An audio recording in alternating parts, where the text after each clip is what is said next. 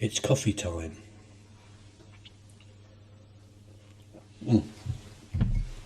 So, my begging video. I hope most people realise that it was, it's what we all say, it was a bit of a joke, so I don't want people like me sending me money thinking that I'm desperate. I'm poor, but I'm not desperate. But if there's anything still, it still goes. Any billionaires watching, I'll take every penny off them. If you really want to help me get some money, then what I suggest you do is you go on my YouTube channel or Spotify, go on my playlist for my songs, click play all, then go out for the day.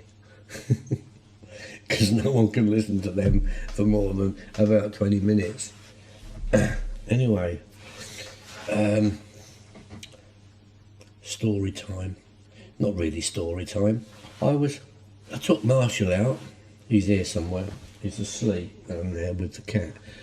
I took him for a walk and just down the road, and I went through these houses, and there's like a green in front of all these houses.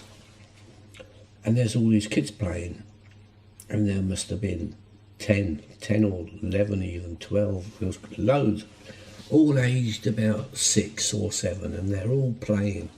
And they've got a couple of bikes there, a couple of scooters, and they're all sharing and all this lot. And when you look closely, this little girl came up to me, and she was a little black girl, and she was about, she couldn't have been 3. And she didn't say anything, she just come and looked at me. And then she looked at Marshall.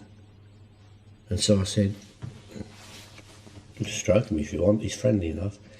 And so she just sort of gently put her hand towards him. And as she got close, I went, and I said, that'll teach her not to trust strangers. No, that's a joke, that didn't happen. But the little girl did happen. And she just, I said, you can stroke him if you want. And she stroked him. Next minute, all the kids around me, I felt like the Pied Piper. I thought, hello, Pied Piper of the children now. And they're all over the dog.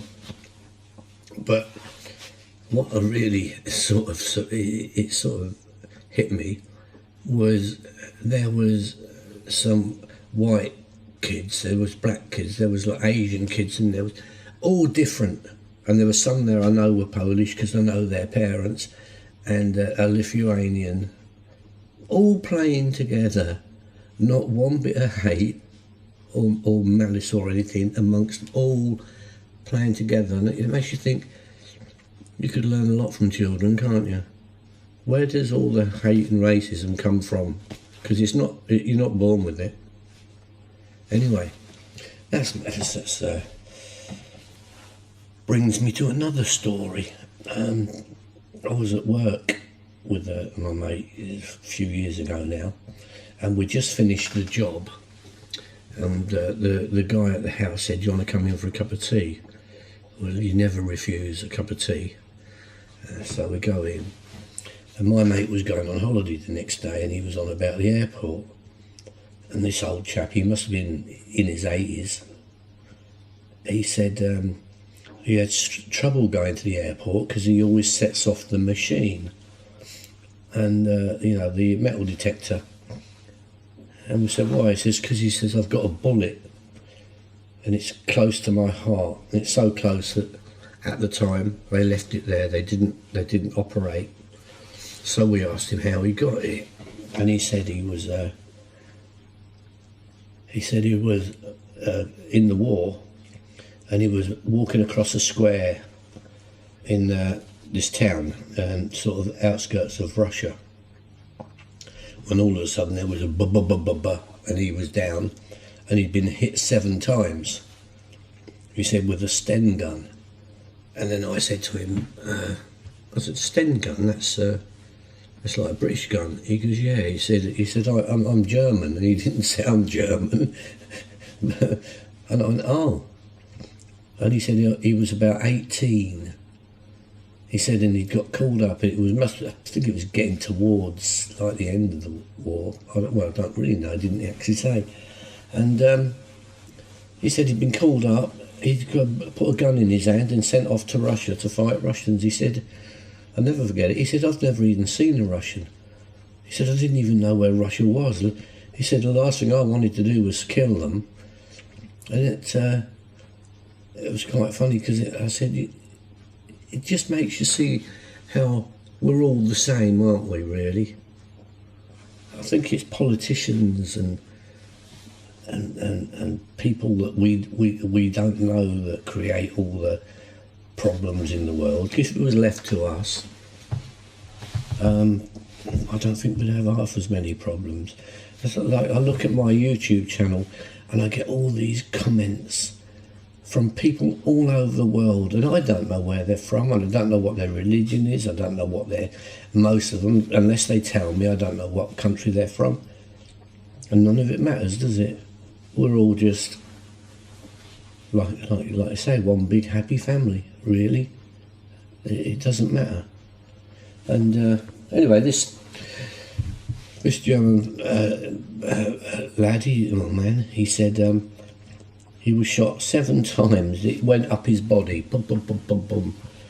And he says, and his friend ran across the square, grabbed him and tried to drag him back. And he says he doesn't know if it was an Englishman behind the gun or what, but whoever it was, he said he must have had a bit of a heart, because they never fired anymore. They never fired at the bloke getting him back. That's why he survived.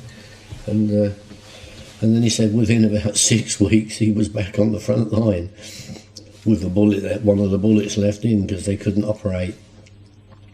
And then he said he was captured and he was sent to England, and he was in a prisoner of war camp in England. So I think during the war a lot of the prisoners were let out onto farms to work on farms and things like that.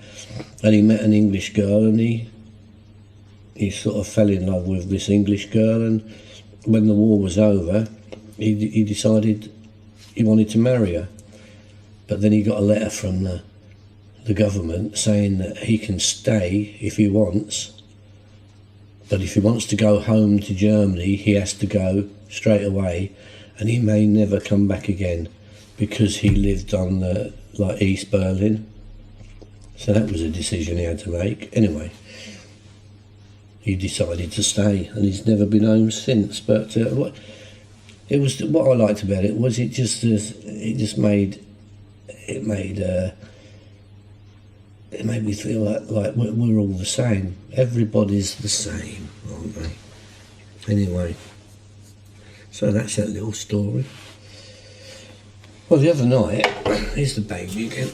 The other night I was messing with this, and